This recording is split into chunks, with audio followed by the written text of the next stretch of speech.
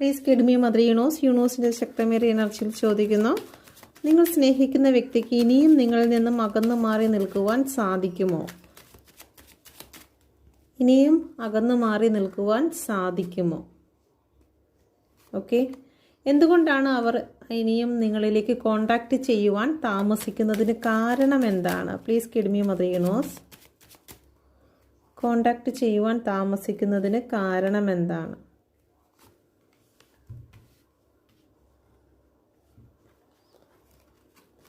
ഇവിടെ നിങ്ങളുടെ പേഴ്സൺ നിങ്ങളിലേക്ക് മാറി നിൽക്കുന്നതിന് കാരണം എന്ന് പറയുന്നത് ഇവിടെ നല്ലൊരു ചീറ്റിങ് നടന്നിരിക്കുന്നു. അത് ചിലപ്പോൾ നിങ്ങളുടെ ഭാഗത്തുനിന്ന് ചീറ്റിങ് അങ്ങോട്ടുണ്ടായിട്ടുണ്ടായിരിക്കും, അല്ലെങ്കിൽ അവരുടെ ഭാഗത്തുനിന്ന് ചീറ്റിങ് നിങ്ങൾക്കുണ്ടായിട്ടുണ്ടായിരിക്കാം. അപ്പോൾ അതുകൊണ്ട് തന്നെ അവർ ഇപ്പോൾ നിങ്ങളുടെ കപ്പുകളോ ഒന്നും അവർ സ്വീകരിക്കാൻ തയ്യാറാകുന്നില്ല എന്നുള്ളതാണ്.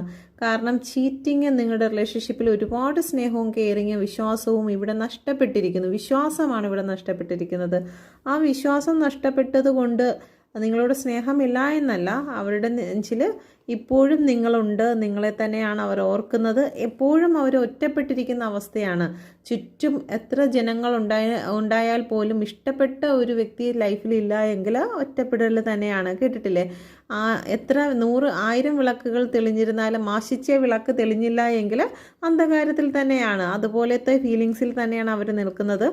നിങ്ങൾ അവരുടെ മനസ്സിൽ ഇപ്പോഴും ഉണ്ട്. പക്ഷേ ഇവിടെ ഒരു ചീറ്റിംഗ് നടന്നതിൻ്റെ പേരിൽ നിങ്ങളിൽ നിന്നും അകന്നു നിൽക്കുന്നു എന്നുള്ളതാണ് ഇവിടെ കാണിക്കുന്നത്. ഓക്കെ, അവർക്ക് ഫേസ് ചെയ്യാൻ പറ്റുന്നില്ല എന്നുള്ളത്. ഓക്കെ, എന്തുകൊണ്ടാണ് എന്ന് നോക്കിക്കഴിഞ്ഞാൽ ഇവിടെ തേർഡ് പാർട്ടി സിറ്റുവേഷൻ ഇവിടെ കാണിക്കുന്നു. അതുപോലെ തന്നെ ചില സ്പിരിച്വൽ കാര്യങ്ങൾ ഇവിടെ കാണിക്കുന്നു. നിങ്ങൾ ഒന്നു ചേരാതിരിക്കുന്നതിന് വേണ്ടി ചില വ്യക്തികൾ സ്പിരിച്വലി ഭയങ്കരമായിട്ടുള്ള പ്രാർത്ഥനയും നേർച്ചകളും വഴിപാടുകളും നടക്കുന്നതായിട്ട് കാണുന്നുണ്ട്.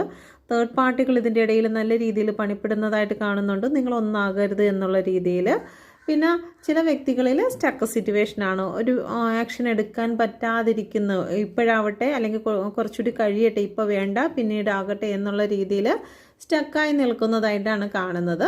ഓക്കെ, അപ്പോൾ ഈ ഒരു കാരണത്താലാണ് അവർക്ക് ഇപ്പോൾ നിങ്ങളുമായിട്ടൊരു റീയൂണിയൻ ഉണ്ടാകുന്നതിന് അല്ലെങ്കിൽ കോണ്ടാക്റ്റിൽ വരുന്നതിന് തടസ്സമായി നിൽക്കുന്നത്.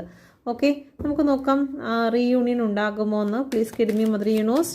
റീയൂണിയൻ ഉണ്ടാകുമോ? Please kid me mother universe. തീർച്ചയായിട്ടും റീയൂണിയൻ ഉണ്ടാകുന്നുണ്ട്. ഓക്കെ, ഈ ഒരു കറണ്ട് ഫീലിങ്സ് എന്താണ് ഇപ്പോൾ നിങ്ങളെ പ്രതി, നിങ്ങളുടെ റിലേഷൻഷിപ്പിനെ പ്രതി ഈ ഒരു ടൈമിൽ അവരെന്താണ് ഫീൽ ചെയ്യുന്നത്? ഒരുപാട് ടോക്സിക്